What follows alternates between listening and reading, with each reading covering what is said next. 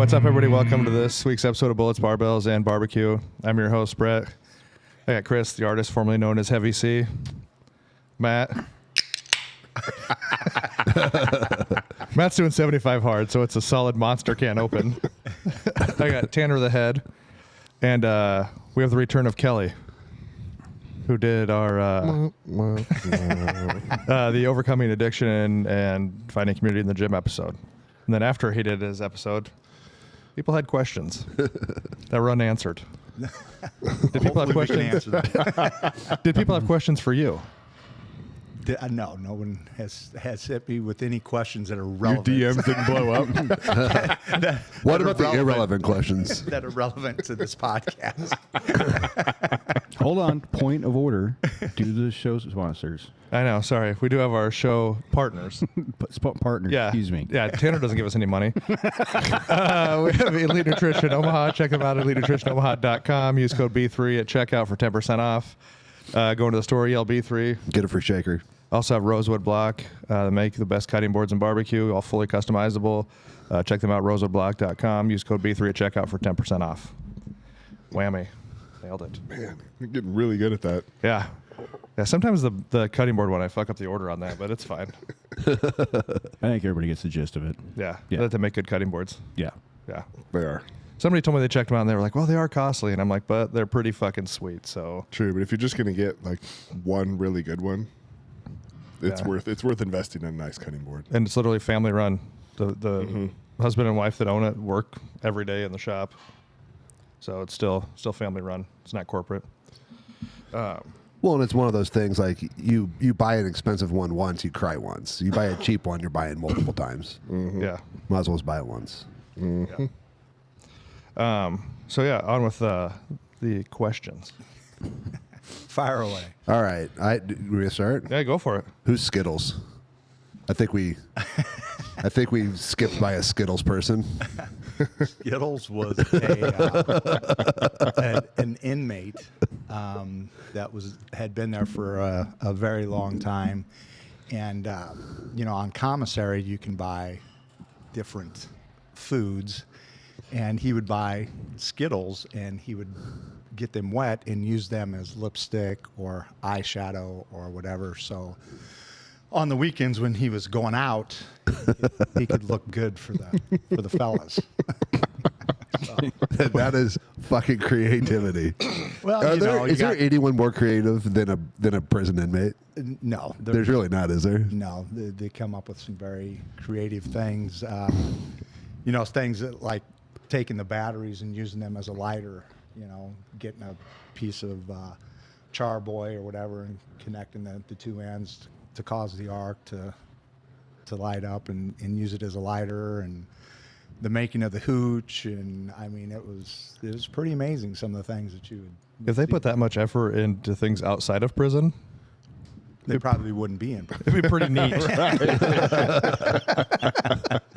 All the inventions were missing because these people went to prison. I used to have to go down to one of the prisons in Iowa for work, and they were showing me like some of the, I worked on copiers and we had to take the toner out with us because prisoners would do some of the trash duties, and they would keep the toner for ink for tattoo guns. Mm-hmm. And they would take a Walkman apart and use that as the movement would be their tattoo gun to bring the needle up and down. Yeah, so they would, where I was, we took a box fan apart, used the batteries, and then you took the little cylinder part that spins, and you attach an eraser, and you take a piece of guitar string that was cut off, sand and sharpen the end of it, stick that on the eraser, and then take a tube from a pin, stick the needle in there, and then that's when that thing would spin, that would cause that needle to go up and down like that, and that's what we used for our needle. And it was the most painful thing. A single, because when you do the shading and stuff, you got like 9 needles or more. Yeah. Mm-hmm. They're doing it with a single needle, and it would just scrape and scrape and scrape. It was painful. So you have some prison artwork? I do. I do. Is it Skittles initials? I was just gonna No. say, Does it say Taste the rainbow. Taste the rainbow. Yucky. No. No, it is not. Oh, okay. Is it someone else's initials? No, Okay. no. It's not your initials either, Brett. I didn't know you then, so that'd have been weird. If you want to get I've them been now, you watching can. you. We sent some letters, but we didn't really know each other. Yeah. Did you have a normal childhood? Yeah, I did. And I think a lot of people look at it, when you see an alcoholic or an addict or whatever, they tend to blame the family, the parents. He wasn't raised right, whatever. I can tell you that had nothing to do with me. I was involved in sports. My parents were always involved in there for everything. And even with other people that I've worked with or gotten to know through recovery, 90% of the time, that's not the case. Now, there are instances where kids were they had no parents or whatever involved, and so they gravitated towards the streets or whatever and got involved in it. But the majority of it is, it's not the way that you're raised or, I guess to back up a step, there is one thing that I will say that I have found that's very common in people who have addiction is some sort of trauma or sexual abuse or those type of things. That's kind of common, excuse me, in addiction. And that's part of my story. As a child, that did happen to me. So on that side of it, I would say I kind of fall into that category. But as far as how I was raised, very normal, involved in sports, mother and father, my parents are still married. They've always been involved in everything that I did. So it really doesn't, in my opinion, that really doesn't affect it. I think that, if you have that ism in you, the alcoholism or that addiction, that compulsive personality, that it's going to happen regardless. I mean, you see a lot of people who are even privileged, who have had everything given to them, anything that you could possibly want growing up, and they still end up going down that road. Like I said last time, once you start, once I take in drugs or alcohol, my body reacts differently than most people's do. Once I start, I can't stop. Now, I'm also under the belief, though, that once drugs and alcohol have been removed from my system, it's then a choice. I make a choice if I'm going to start again or not. Okay. Like, is that on a daily? You mean like on a daily basis? Absolutely. Once it's out of your system, you mean? Yeah, I mean, once the physical craving is gone, so there's definitely the part where the body has to detox from drugs and alcohol. Depending on what you're using, the period of detox can be longer. They say with meth that it can take somebody up to 6 months to a year Holy shit. to get that stuff. The physical need. Yeah, the physical craving of it out of your system. So for me, I think I was lucky in the sense that I was in prison because I could have found it, but I wasn't going to go to that length and put that kind of effort in to try to get high in prison. So it can take quite a while, but I truly believe that after that physical part of it's gone, after your body's made that adjustment and it's been out of your system, and I tell the guys that I sponsor too, look, you've been sober, you've been away from alcohol for 6 months. If you go back to drinking at this point, that's a conscious choice that you're making. And I always tell them, if you're thinking about drinking, call me before you drink, not after you drink, because I can't do anything for you after you've drank. Yeah. At that point, you go back to ground zero and you start over. So, but yeah, I had a good childhood. My parents were always supportive, were involved in everything that I did. I just at some point veered off the trail there. And do you think it was just more like, because you started with drinking, right? Yeah. Yep. So do you think it was just like the regular, like, high school kids out drinking, or did you You know, the very first time I ever got drunk, I think I was probably about 15 years old, got terribly ill, throwing up, and was like, I'm never drinking again. And I didn't drink for a period of time. And then sporadically, you know, through high school, drank off and on. Once I got to college, and in my 20s, it became a pretty regular thing. I drank a lot. And now just for social norm, or just for you actually at that point you liked it, like you liked the Well, I never, the feeling? at that point, I never drank just to have a drink or two. You know, I wasn't the type of guy who was going to sit down and have a drink. When I drank to get drunk. That was my goal. And then you said the first time you tried meth was you were hungover. Yeah. Now, I would venture to say that most of us in here, if someone slid us meth, would be like, no. Yeah. Yeah. Well, I was a bit of a risk taker. So yeah, I guess, and I don't know what that, you know what I mean, to have someone slide something like that to you, and you'd be like, this seems neat. Yeah. You know, and I think that's part of it too. Is has a lot to do with a person's personality. You know, I was always the type of person I wanted to be a part of. I wanted to feel like, you know, I fit in, and just never really. I never really had any real fears, you know, growing up. I mean, I was always in the middle of everything, regardless of what it was, you know, and I think that was a big part of it. I'm here with, you know, a group of guys in a bar, and somebody tells me, oh, this is going to take care of your hangover. I'm in. Sweet, yeah. Yeah, you know, I didn't ask any questions. He said, here, just go try this, and so I did. And it was, yeah, it. I almost hate to say this, but it was amazing. I've read that, like read documentary, or not read like biographies of people, and like anyone who talks about it is like, yep. Mm-hmm. The first one is just that super magic high, and then you can never get that again. Just chasing the dragon. Yeah, well, yeah. And then there was a movie out called Beautiful Boy, and there was a book out called, the name of the book was Tweak. And I think it was the kid wrote the book, and then the guy from The Office, what's his name? Carell. Oh, Steve Carell. He played the father in the movie.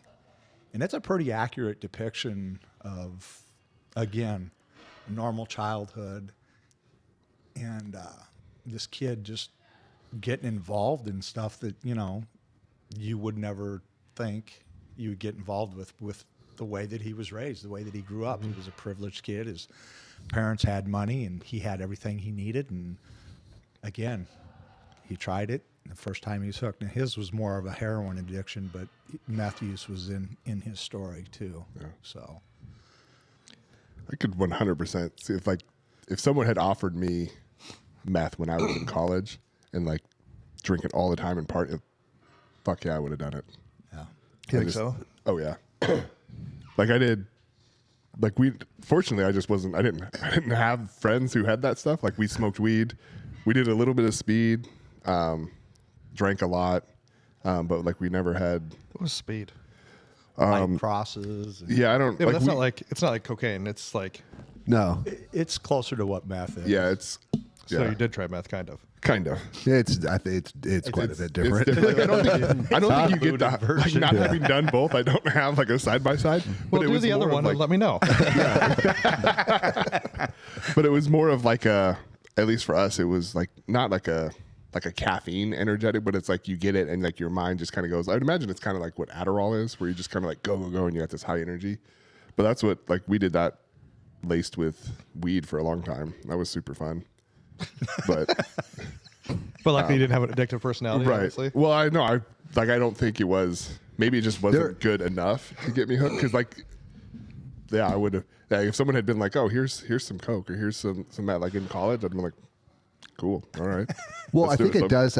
Like what you said, like you have to have that ism, right? Like I did a lot of cocaine when I was like 18 and 19, and it was a problem. I mean, but like as soon as I got in trouble, like I stopped. Like it was just over. Never, never thought about it again. I can drink. I can do whatever. It doesn't. But it's there's something wired differently. Yeah. And you don't find that out until you find it out. Tell you it's Yeah, until you're too past late. that line. Yeah. Yeah. But I think to, I guess, reinforce like what you were talking about, the childhood thing. So my brother and I grew up, obviously same home, same parents, all that stuff, same access to stuff. And except he, coming right out of college, right out of high school, just got into all kinds of trouble. Like he got a bunch of felony charges on him, was on diversion and probation for like, I don't know, 5-10 years, and took him a long time to get out of that shit. Unfortunately, like I never fell into that, but like it was the same, essentially the same upbringing, no huge differences between the two of us. It was just different friend group, different time, different opportunities, and he went that route and I went a different way. Yeah. I've got two brothers that have essentially really never been in trouble at all, you know, but they're different. They weren't raised differently than me, but Yeah. they're different people, different personalities. Were they younger? So they like, one- oh, that's what Kelly did. I'm not going to do that. One older, one younger. Okay. So, but yeah, it's it really, like I said, I truly believe that it's something within us alcoholics or addicts that once that drug or alcohol is ingested, our body reacts differently. And as far as like family, I know you have some kids. How was that, your relationship with your kids during your addiction, and then prison, and then after? So the one that probably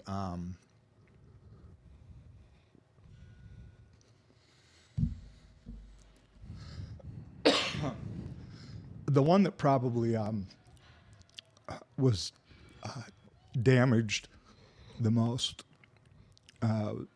would be my oldest daughter.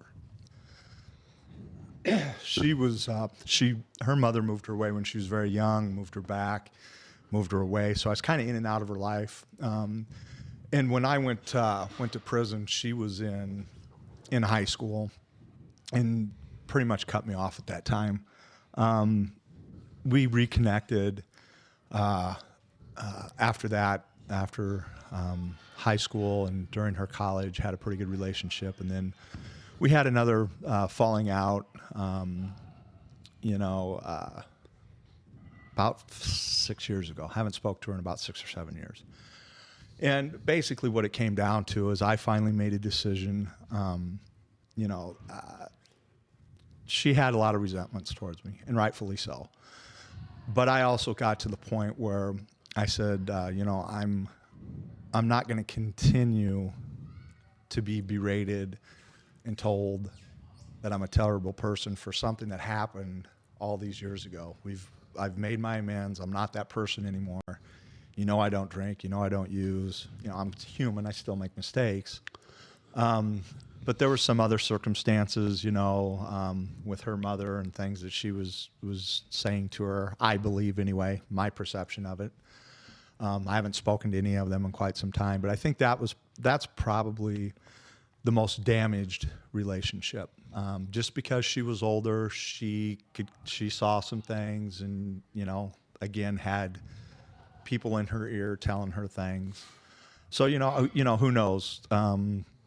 Sometimes those relationships come back down the road. And, I just basically told her, if you ever decide that you do want the relationship, I'll be here, but I'm not going to continue to just be told that I'm no good the rest of my life. So that relationship went away. As far as my two boys, I think they were, like a 4 and 5, almost. That's 4 a and different mom. Yep. Okay. Mom, 4 and 5, 4 and 6 when I went to prison. So I used to travel a lot for my job, so they were kind of used to me being gone here and there. So I was gone on a business trip for quite a while. I used to call them, and they were just little guys at the time.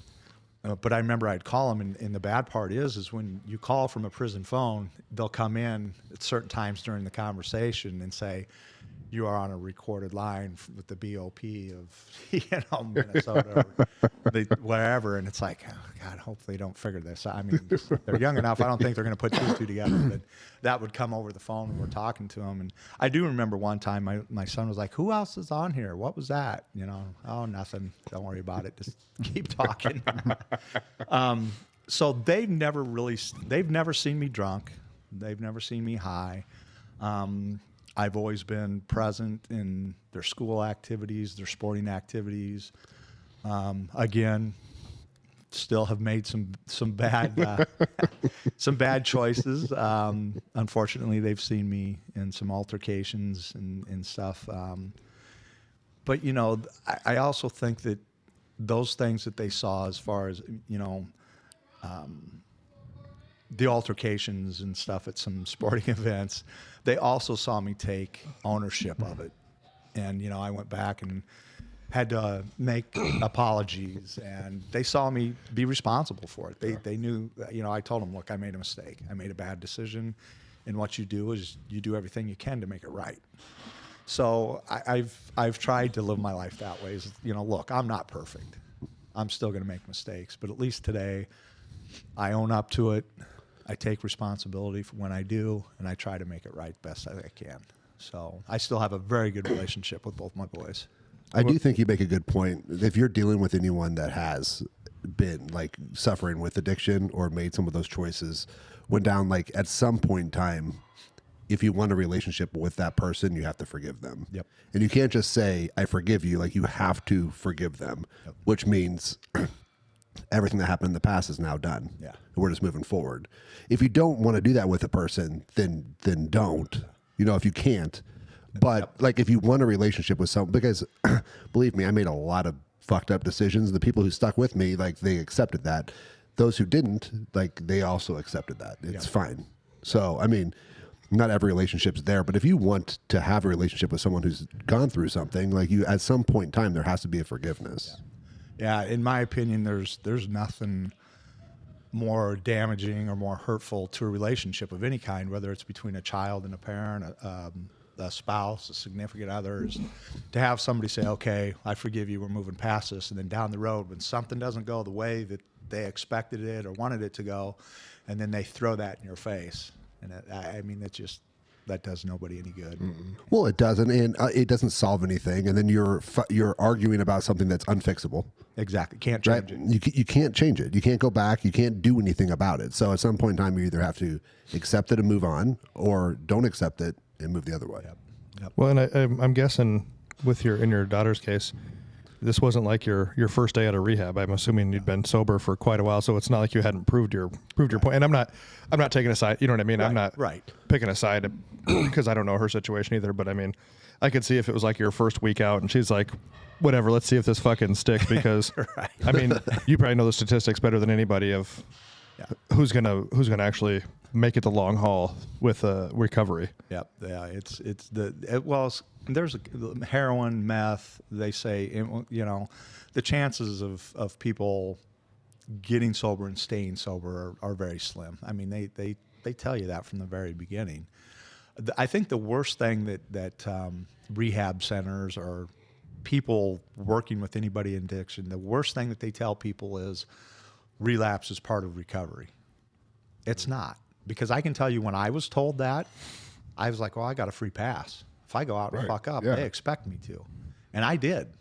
I mean, I didn't get sober the first time I tried to get sober. It took me a few tries.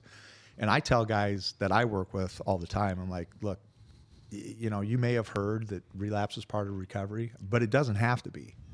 Don't use that as a crutch. If you want to get sober, do the work, you can get sober and you can stay sober. But I think that's one of the worst things that these rehab centers and people tell, oh, it's okay, you know, relapse is part of recovery. Doesn't have to be. It's an excuse. It's a crutch, you know.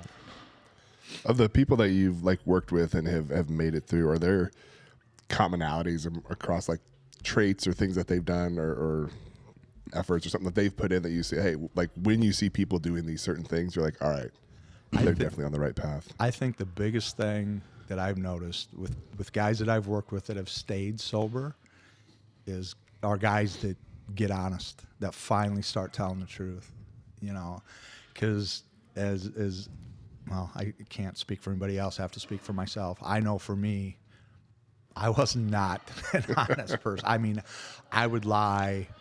I mean, I could be sitting here wearing this blue shirt. No, it's not. It's red. I mean, I would just lie to lie sometimes. It's just because it was just ingrained in me, and the activities that I was involved in are not necessarily ones that you want to be honest and truthful about. And I think that that's the biggest thing, is that when people finally get honest, not only with everybody, but with themselves, that's the biggest thing. So yeah, I think once these guys surrender and just can get honest, and I think we talked about it last time. It's doing the right thing when nobody's looking. Just that's a big part of it. So I would say that's probably the biggest thing, is when these guys get honest and really surrender that, look, I fucked up. I don't want to live this way anymore. Yeah. I want to make the changes. I do think that's one of the biggest things, is doing the right thing when no one's paying attention. It's the same thing when you're lifting, right? Like, you don't have to do all your sets. No one's making you do all your sets. Right. That's probably why lifting helped you out so much, because it's also personal accountability. Yep, accountability, 100%. And when you just do everything that way, then you start living a better life. But when you are lying, when you can't just be 100% honest about what you're doing, then there's always that, like, I guess there's always that, like, out. Like we were talking, you have an out, like, well, I'm going to be honest about everything besides this. Right. Or no one's going to know, so I can do. Well, Right. Good example of that is like I said, I had to reset my sobriety date because I got high in prison. Now, nobody would have known that when I got out. And you don't even know if you got high. Yeah, I don't even know. It may have been sage. That's what. Well, because I was listening to the podcast, and I was like, it's one of those things to where you don't even know if you got high, but the intent was to get high. Yeah. So since the intent was, like, if you're like, well, I'm going to get drunk, and you just drink water, but you had the intent, like, you thought it was something. Yep. So so I was like, oh, well, I guess you kind of have to. Yeah. But the Yeah. intent was there. Yep. Yep. Whether you were smoking oregano or not, you have no idea.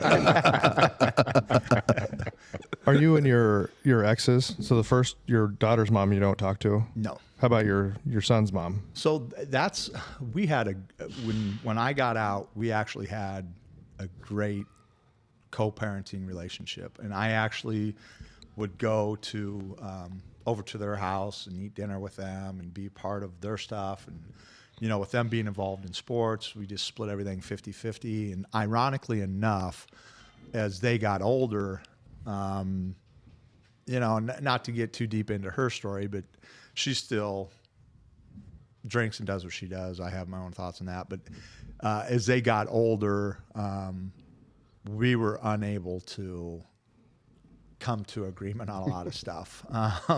So I have not spoke with her in a long time. And finally, again, it just got to that point that the conversations that we had weren't healthy conversations. And I just finally said, the boys are now, well, at the time they were 19 and 17. I said, they're old enough that if they're with you and they need something from me, they can come to me directly, vice versa. I don't think you and I need to really Converse. co-parent. They're adults. Yes. And now they're 21 and 19. And again, she has her life. She's the mother. She's involved in their life. They have their own relationship, and that's fine. She's remarried, does her own thing. Good for her. But yeah, we've kind of parted ways as well. Have any of your kids shown any signs of? I don't know if there's any signs of addiction. You know what I mean? Like, have you? I think that they're at that age where they're kind of just, they're drinking, they're smoking. And the thing that surprises me more than anything, and I was talking to a friend of mine here a couple weeks ago about this, who has kids in the similar age range, is it seems like all the kids these days are smoking weed. And not so many of them drinking, but everybody's smoking. And so it's, for me, it's tough. And I've had this conversation with my boys. I said, if you really believe in that this is hereditary, or there's a gene there that can be passed on, I said, you just be careful with what you're doing. If I'm not going to tell you not to do it, because I know you're going. That doesn't work. But be safe and think Yeah. about what you're doing. And if it does become a problem, make sure and tell somebody. If you don't feel that you can tell me, which hopefully I would think that they would. They know my story, where it led for me, and I would just hate to see them go down that road. But there's really nothing I can do to stop it, and it's like the same with the guys that I work with, in recovery is, I tell them all the time, I'm not going to keep you sober. I'm going to give you my experience that I've had and what it took for me to get sober, but it's going to be ultimately up to you whether you stay sober or not. And it's the same way with my kids. They know my story. They know that I'm here, that I know people that if they're not comfortable talking to me, that I can put them in touch with. But ultimately, that's going to be a decision they're going to have to make.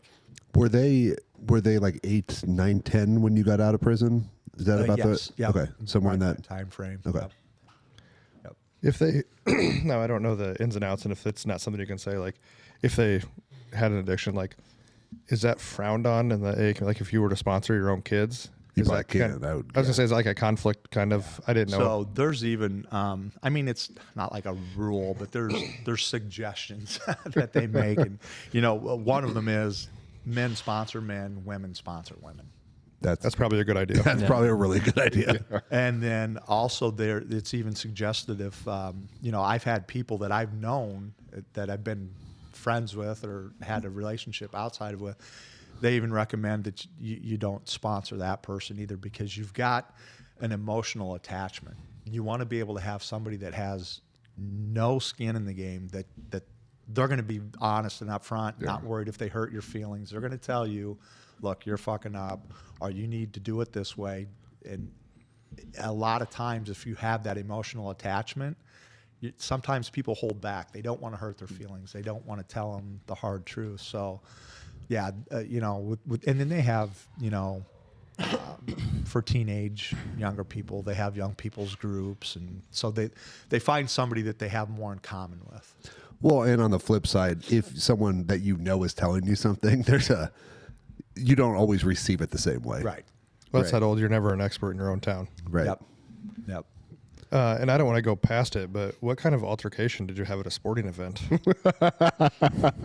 So It's great. Were you like the dad from South Park? Oh, I'm gonna fight at the national championships. You're always getting in fights. Was this America? I thought this was America.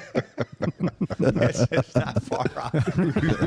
It's awesome. It was one. So my boys played travel baseball, and it was one of the biggest tournaments of the year. I mean, teams from Texas and California and everything were here, and our team was not playing very well. Yada yada, blah blah blah. And the coach called the timeout, called everybody into the group. And I'm up in the stands, and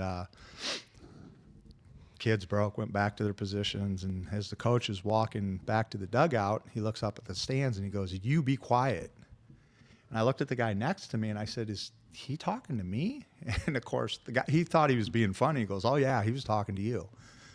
So I proceeded to get out of the stands and go into the dugout and onto the field, and held the coach up against the backstop and During the game? yeah. And told him that I did not agree with him telling me to be quiet. Was that the words you used? Exact No. words, probably. Yeah. No. Were there other parents there watching this? Well, yeah, it's a fucking tournament. Well, no, I know. I just didn't know. Yes, yes. Did they agree with you, though? You could have heard a pin drop. I mean, the other field stopped. There were several coaches that came and grabbed me, and the umpire informed me that I should just leave the entire complex. So, Was he talking to you? what's that? Was he talking to you? Oh yeah, Okay. yeah. So, so I left, and so this is one of those instances that I had to send out an email to all the parents on the team. I had to go meet with a bunch of 14-year-olds the next week at practice and apologize to them. And very humbling to apologize to a bunch of 14-year-olds about a grown man's behavior. And, felt terrible for my son, of course. Because there he is standing on third base going, oh, Jesus. Here it goes again. Not again. It's like the family reunions all over again. Hey, it's not a party till the cops come, right? Were you being a little out of line? Do you think? I really don't. I mean, In the stands, I'm saying. yeah, obviously. no, Yeah. obviously on the field. Really, the only thing I said is I said, come on, act like you've been here before. Act like we've played in bigger games, and I certainly wasn't the only parent saying things. And again, I think the guy that said that to me, I think he thought he was being funny, not knowing. It was going to set you off. Yeah, He's probably back to like, oh shit. Not knowing the wick was this long. So that was probably one of the most humbling, embarrassing moments as an adult, you know. And I can't say, oh, I was drunk. You know, I was sober at the time, and so yeah. How many parents emailed you back agreeing with you though? There was one parent that would not accept my apology, would not respond to me. She's probably not any fun anyway. Well, it was a him, but I think she made the decision. And you know what? That's his right, though. Yeah. He didn't. But were the rest of the parents like, fuck yeah? No, there was a couple of them that were. They weren't fuck you, but they were like, you know, I get it. You know, they kind of had the same mentality, and but you know, the guy that the family that didn't. I mean, I get it. That's their right. They didn't want their kid exposed. Their kid to probably that. sucks anyway. Fuck that kid. that guy's a total pussy. Yeah. That's- He probably plays softball now. That one definitely ranks up at the top of the most embarrassing moments. And once again, you can't even say I was drunk Right. because you were totally sober. Yeah. Those are the best when you have no excuse. Do you think that's more? My blood sugar was low. Give me a break. I was hungry. Do you think it's more embarrassing than when you try to race your kids here at the gym and tore both your calves? Yes, it was. That you know, I haven't looked into it 100%, but I think the turf was loose. Yeah. and I may have a lawsuit pending. Yeah. Well, we'll talk to the turf company.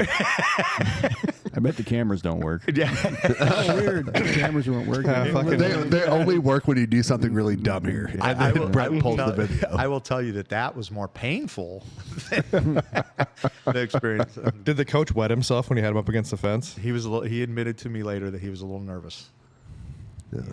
Did he apologize to you for telling you to shut up? He told me. He said I was talking to everybody. So So he was talking to you and everyone Everybody else. everybody else just decided to react a little differently. Yeah. Did they win the game?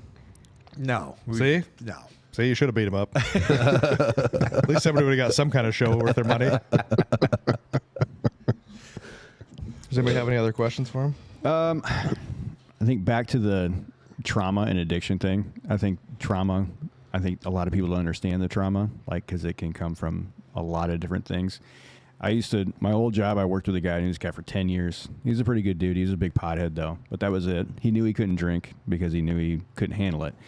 Well, he was married and had 2 girls, and his wife started cheating on him, and she kicked him out of the house, and then he started living in some apartment. Next thing you know, he's showing up to work drunk. He's driving drunk with the kids in the car.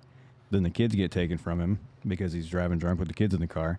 Then he starts smoking crack. And then he's... Well, that's a jump. Yeah. Then this is within like a month. And it's just crazy to me how fast he just spiraled so fast. And then he wasn't coming to work anymore, obviously. His still wife is calling, looking for him, and we're like, I don't know where he's at. And then his sister and a couple other family members ended up finding him in his apartment with some, crackhead, some lady in there with, hey, and then they ended up like getting him into rehab. And then I remember him coming back to work, a few months later, and then he was talking about it, and he goes, I think about crack every day, like every day. He's like, I wake up and I'm like, man, that was awesome for a little bit there. And he goes, I got to fight it like all the time. And that was probably 6 months to a year later after he had come back from rehab, and he ended up getting his kids back and all that stuff. But it's just so crazy to me how fast, and that was his trauma. That was his whole life, his wife and his kids. And then I guess it can come in all forms. And I don't think a lot of people understand that. Yeah. Some people think it's like a huge instance. I think it all can build up to, and then all of a sudden it just takes one small thing, and then you're living in an apartment down off Farnham Street, smoking crack with some chick from the bus stop, Yeah. Well, and I don't know what it is, but men suffer from addiction at a much higher rate than women, don't they? Actually, the percentage is probably larger, but they talk about how women go from here to here quicker. That women seem to be, what's the word I'm looking for? They seem to lose it quicker than men. Men seem to maintain, stay functioning, able to do it, whereas women seem to just hit the rock bottom a lot quicker. Now, the percent, like you said, the percentage of men who are alcoholics or addicts is probably higher, but they say that women, hit their bottom quicker. So that's where you have the functional alcoholic. Yeah. Or what if that's even it's not even really a thing, but Yeah. the person who's all fucked up, but no one knows. Right. Still goes, and that was my story. Yeah, you said you had a job for you said 13 years. Well, yeah, I used for 13 years, and I always not only did I always stay employed, but I always if I lost a job, I managed to get a better job. The last job that I had, I was a district sales manager for a Fortune 500 company. I managed 15 dealerships in 7 different states. We did my territory did $22 million a year in sales, and I was high the majority of the time. So That's wild. So to what Chris said is, once I fell off that ledge, it wasn't a gradual. It was a drop. I mean, it was a straight drop. And I lost everything. I had a brand new home that I built, and I had all the things, that on the outwardly seemed as successful, happy guy, and was miserable because I wanted to quit, but I couldn't quit. So I went from living out west Omaha to sometimes sleeping in the streets. Sometimes there's the house off of 30th and Ames, sort of a house. The dope house off of 24th Street. And just my whole life was in a duffel bag, at the age of, I was like 36 years old at the time. And I used to have, this beautiful home, family, cars, motorcycles, vacations. So as you made more money and more success, why did you stay with meth? Because isn't meth kind of like the poor people's drug? Because cocaine was big at that time too. Like cocaine. Just you just didn't like it. It wasn't like an upgrade. No. No, it's actually way different. The high is different. I just didn't know if it's like a status thing to an extent. After a while, you make you're wealthy, so you do a different. How do you know, Tanner? I've done both. I was more of a cocaine guy, but I wasn't really concerned about my status at that point. I was getting high. The crazy part about it was there was meetings that I would go to at our corporate offices up in Minneapolis, and I would give presentations in this auditorium of other sales managers and guys that owned the dealerships, and spun out of my mind. And I'm just, I felt almost to the point where I was invincible. I was like, well, Yeah. So you never had I don't get high on these days, No, I did at first. For many years, it was like a weekend thing. And then it was kind of crept into Monday. And then it was like, well, I'm not going to start till Thursday. And then eventually at the end, when I fell off, it was daily. It was, I listened to a podcast with Ozzy Osbourne, and it was an old friend of his, and they were talking about if he ever got high during shows.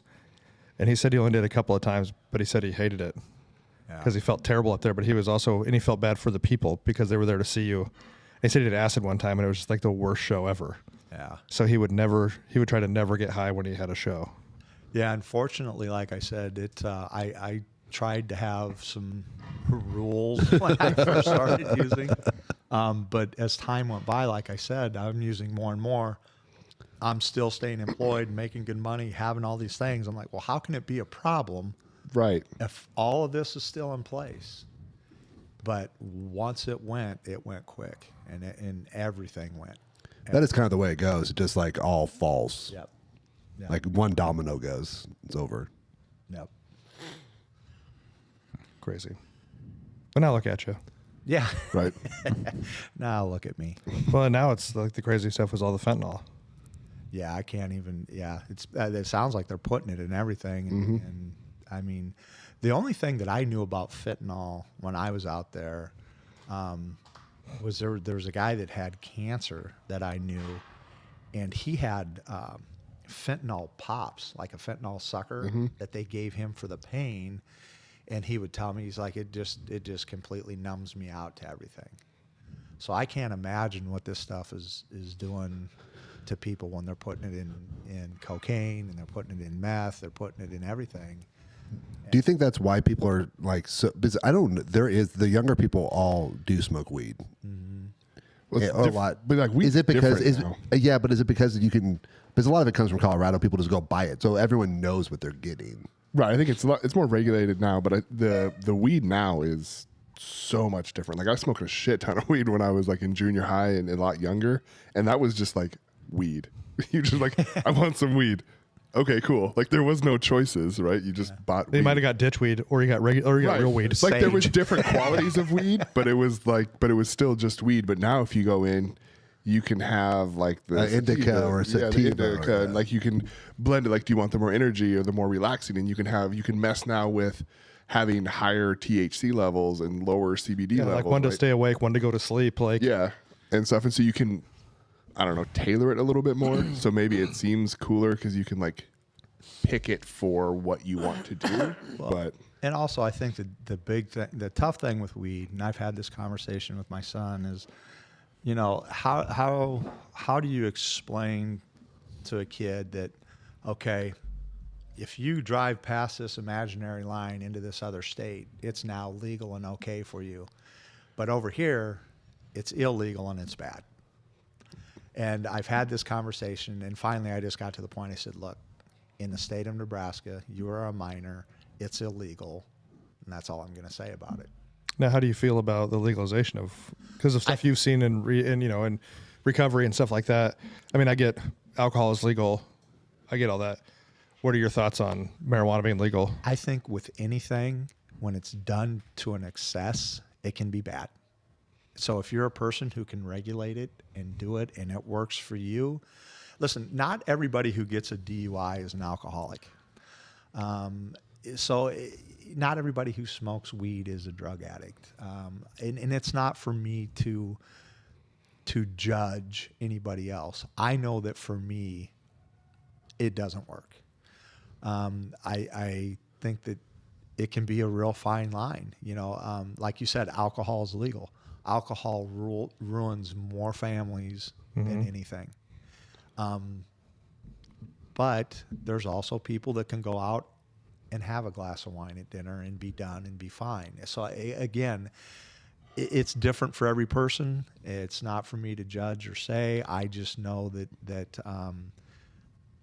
I think it can become a problem for anyone if it's done in excess, and if you're using it to mask a feeling or an emotion, or to deal with the trauma instead of trying to find a healthy way to deal with it. If you're using that as your medication, as your solution to your problem, I think that's where it becomes a problem. Being constantly medicated. Yes. So basically, you don't really, your whole life is in an altered state.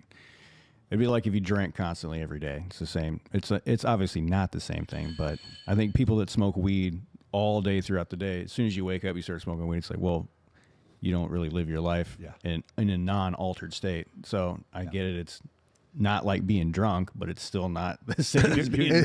It's not being sober either. Well, you're not dealing with reality.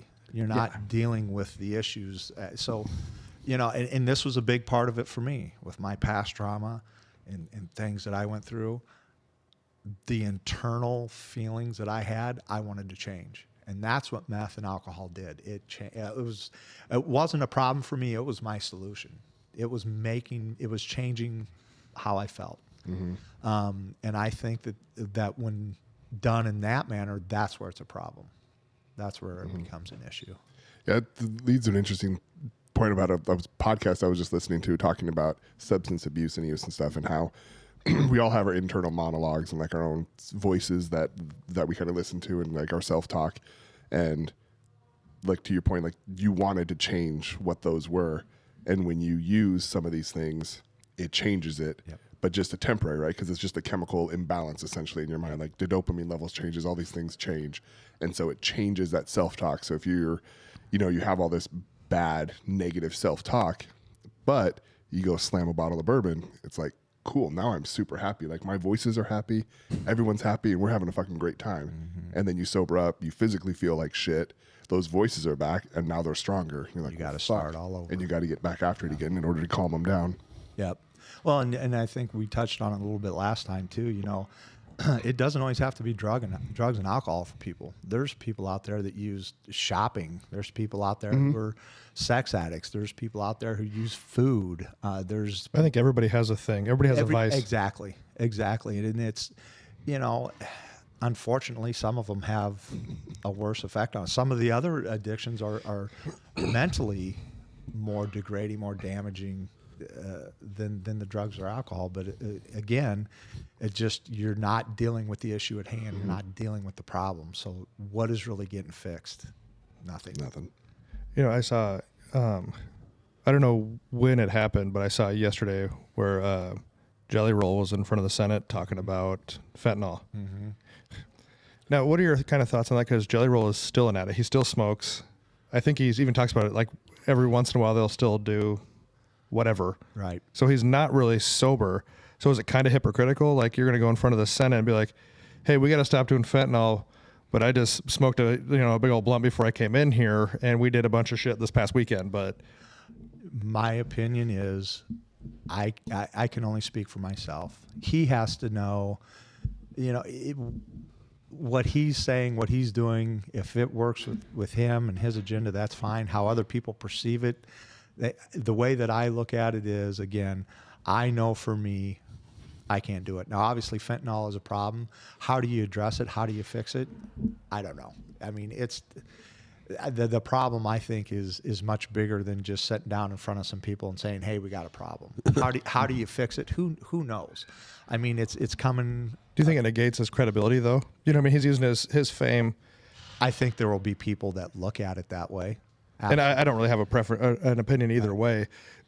I just kind of find some humor in that when people will tell you, like, it's like the people who'll be like, oh, you shouldn't eat like that, like while they're just like chain smoking. Right. You know what I mean? Right.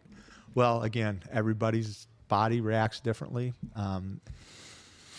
I see what you're saying. Yes, I think there will be people that definitely look at it and be like, who's he to say anything? He still smokes weed. He still drinks occasionally, whatever.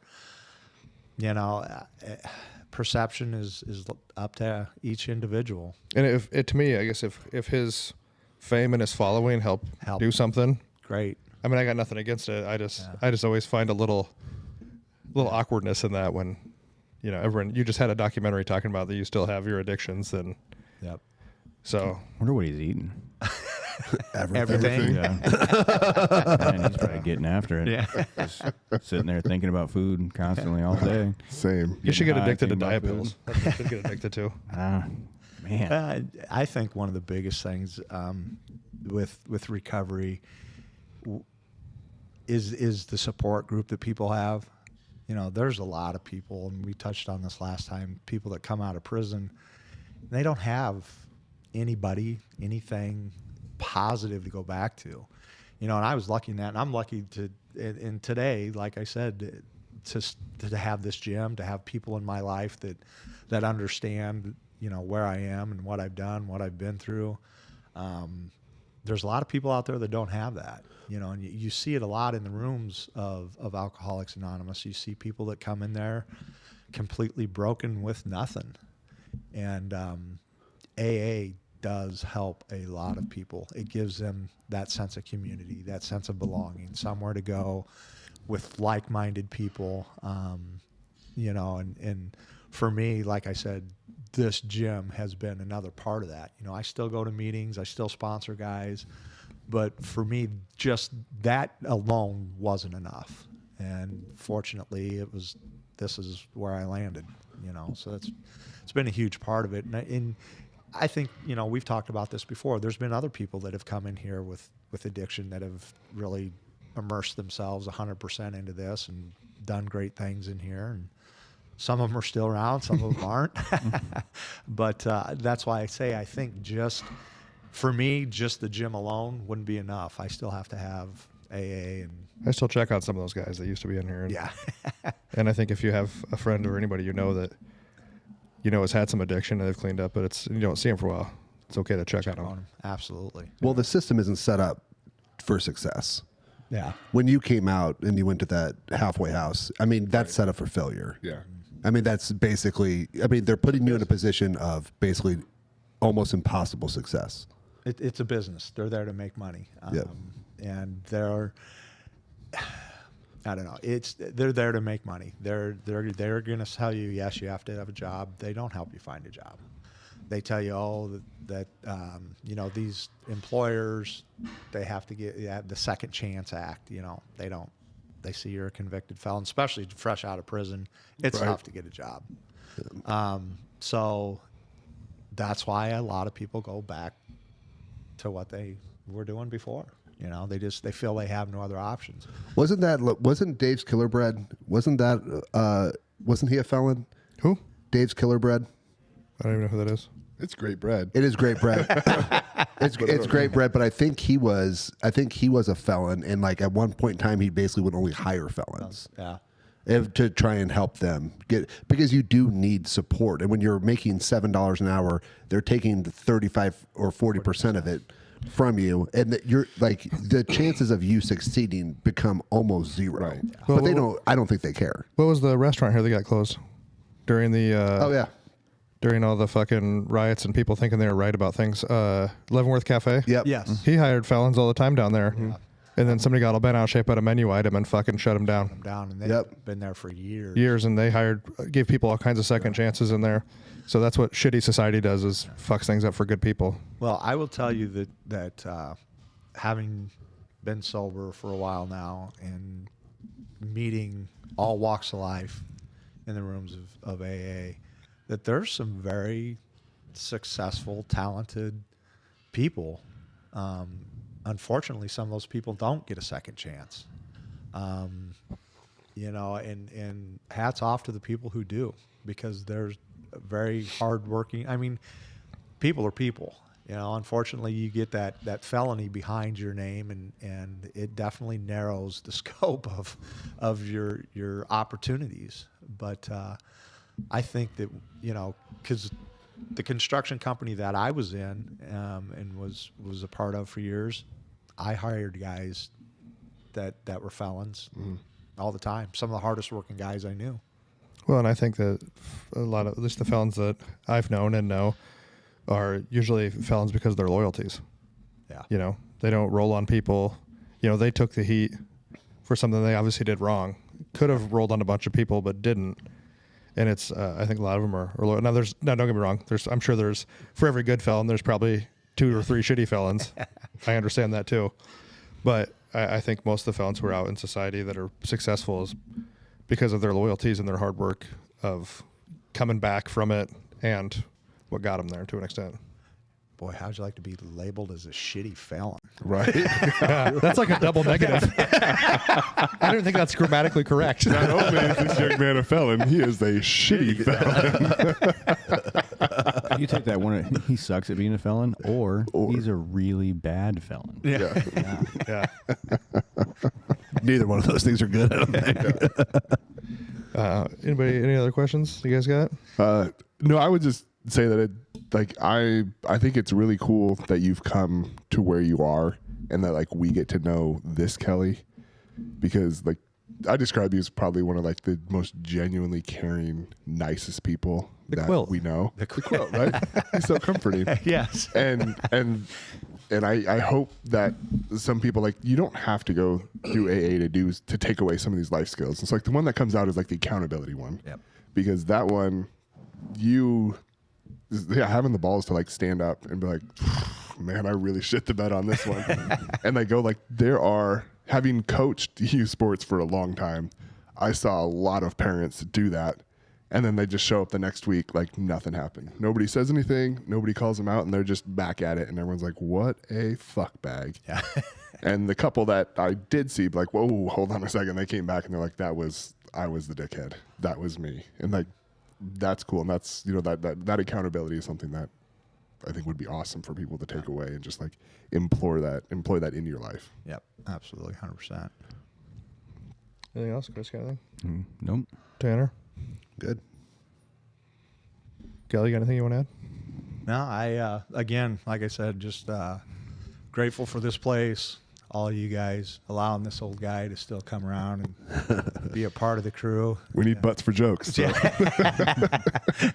Matt just likes butts. Glad I have a purpose. Yeah, I like both of them, not necessarily together. And, on the kind of back to the accountability thing, I guess, where like Matt was saying, if you're looking for some accountability, like Kelly found the gym, you know what I mean? And just because you might not always get like recognized, people will notice when you keep doing something. Yeah. If you keep coming to the gym, people eventually notice. That's how the communities kind of get going. Eventually you come long enough, you'll kind of get noticed. People will start to talk to you a little more because you're actually putting the time in. And that's a lot of, I think, even with recovery, you know what I mean? People see what you're doing. So even if you're on your own trying to get out of a habit, start a different habit. If you keep going, like I said, people, especially here, it's a small enough community. We notice when people are here a lot, you know what I mean? And Well, and it's like I tell guys that I work with all the time, whether somebody's standing there patting you on the back daily, telling you what a good job you do, eventually you keep doing this, you're going to feel better inside. and those people will notice you though eventually. And that in itself, to not have that feeling of guilt and remorse of all the shitty stuff that I've been doing, well, it's just like today. On the way here, I got pulled over. And to get pulled over today and not have that feeling of, oh shit, what's in my car? What did I do? What are they looking for me for? I don't have that shit hanging over my head. Just to be able to live that a life of not being paranoid, not feeling guilty about shit. Well, you get trapped in a lie, and then you forgot what lie you told. Yeah. Then you forget where you're at. Yep. So it's if anything, it's nice to have the accolades and the pats on the back, but to be able to feel okay with yourself, that's the big deal. Yeah, but like the accolades are nice, but when you have to feel good about because like if everyone's telling you you're doing good because you had a great life before, everyone's telling you, oh, you're successful. It doesn't matter if it's not internal. Exactly. Just like it doesn't matter if you do the right thing when people are watching, if you don't do the right thing when people aren't watching. Like your personal accountability through everything is the number one thing, and that's why you're successful. That's why you bounce back. Yep. I appreciate that. Yeah, for sure. All right, everybody. Well, we appreciate you guys listening for round 2. Questions with Kelly. Thanks Fireside for having chats. me. I think we need like a real somber voice. Questions with Kelly. But yeah, thanks for coming on again, Kelly, and answering Thank some you. I questions. Appreciate it, man. Absolutely. With no limits, obviously. Like your life, no limits. Except running. Big things coming in 24. Yeah, always. Every day, trying to be a little bit better. That's all we can ask for. That's right. All right, guys. We thank you guys for listening. Like, subscribe, share. We're on audio. We're on the YouTubes. Even if you don't like us, tell everybody. Tell them why you don't like us. And we'll see you guys next time.